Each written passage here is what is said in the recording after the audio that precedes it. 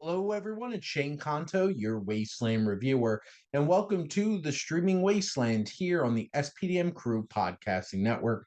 And this is my weekly show where, for the past year, which, yes, I released my 52nd episode last week, marking my 1 year anniversary of starting this weekly podcast where I give you recommendations of previously released films streaming. And this time, shaking things up for our next year, where previously I picked three different streaming services.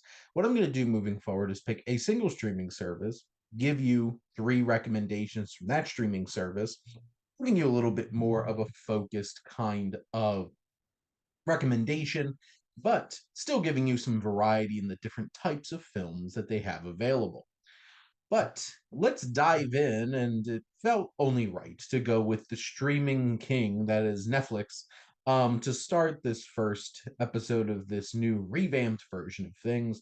But let's dive in. Let's go back to 1954 and with the psychological thriller from the legendary Alfred Hitchcock, starring Jimmy Stewart and Grace Kelly. It is Rear Window. And this is an engrossing film with impressive production design of this whole little closed off neighborhood in the city, and how we see into each of these windows, peeking into the lives of the different people, the dancing girl, the lonely woman, the potential killer of his wife across the way. And we have Jimmy Stewart, who is a professional photographer, L.B. Jeffries, who's held up because he has a leg in a cast. And his very elegant and high society girlfriend, Lisa Fremont, played by Grace Kelly, will come in and visit and such. You have Thelma Ritter, Stella, who takes care of Jeffries. But right across the way is Lars Thorwald, played by the late great Raymond Burr, who is suspicious. He's acting strange. Did he kill his wife? And this film is very voyeuristic. Stewart delivers a fantastic performance as a very flawed but also engaging man. Grace Kelly is elegant and beautiful as ever, and just really takes in the screen and just grabs it, snatches it right away from Stewart. But it's so fascinating with the camera work and how Hitchcock really encapsulates this community. And we see all the different elements of the people who live there and peek into their lives and their experiences. There's tons of tension, fantastic technical prowess that goes into this film, and plenty of mystery, twists and turns, and all leading up to a very, very explosive climax. And this film has fantastic acting, top tier direction, and such a fascinating premise and high concept idea that Hitchcock really leaned into and turned it into an all time classic. And this film certainly is one of the best in Hitchcock's filmography and certainly worth checking out. Now, something for a little bit different. Let's go to 1980. This is a film based off of an SNL skit, actually, more importantly, a musical performance. And this is The Blues Brothers, coming to you from director John Landis. Landis being such an influential figure with the Blues Brothers and other films from that era that he really made a splash with. But here we have the duo of John Belushi as Joliet Jake and Dan Aykroyd as Elwood, the Blues Brothers. You have Jake getting out of Joliet prison, Elwood picking him up in an old police car, and then they're on a mission from God. And they need to get money to save the orphanage run by the penguin, not that kind of penguin. The nun type penguin. Kathleen Freeman's sister Mary Stigmata, and save this orphanage along with Curtis Cab Calloway, legendary music performer. And you see so many familiar faces along the way, from John Candy to Frank Oz, and then all the performers like Shaka Khan and James Brown. And Aretha Franklin and all these amazing performers coming in. The musical performances in this film are incredible, whether it is James Brown, whether it is Aretha Franklin, whether it's Think, and you have John Lee Hooker and Cab Calloway himself, and so many great moments. And the Blues Brothers doing their own performances, whether it's, in a country western barn doing Rawhide. And the music sells itself. This is a really fun, engaging musical. But it's the humor too, because Jake and Elwood are just so much fun. There's so many random shenanigans, whether it's like a murderous ex of Joliet Jake, played by Carrie Fisher, or them being chased by the good old boys and, those damn Illinois Nazis.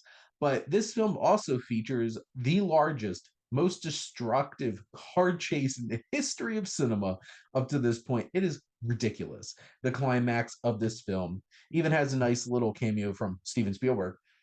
And this film is just absolutely bonkers, absolutely ridiculous. But if you're ready for a good old time filled with music and laughs and just general absurdity, this hits all of those and delivers in so many ways. Lastly, we're going over to 1993. And this is an unexpected entry in the great filmography of an all time great filmmaker, Martin Scorsese.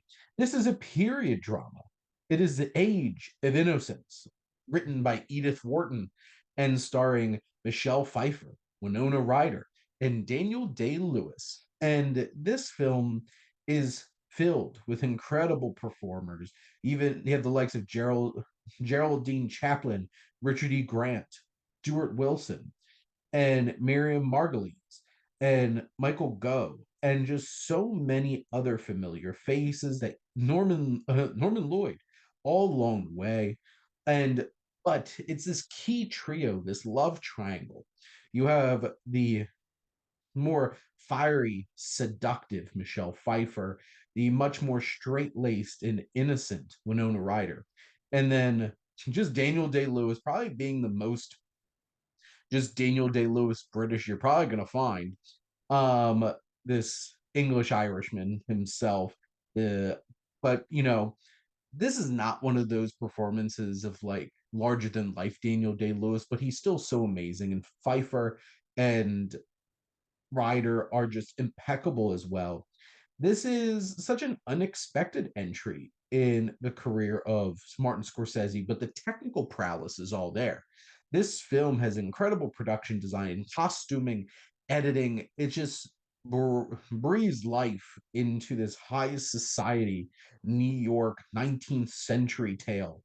And just the dynamic of these great performers, the acting really sells each scene.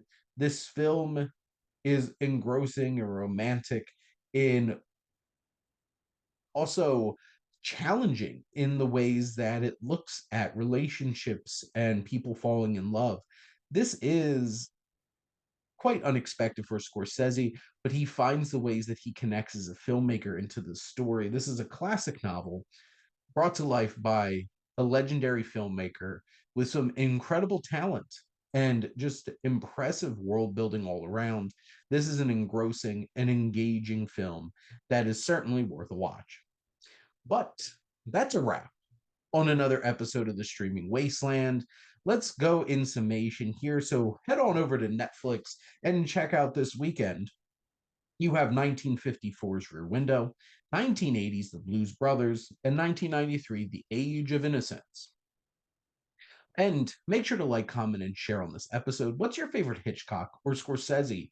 Do you have any other SNL spin-off movies that you enjoy outside of the Blues Brothers?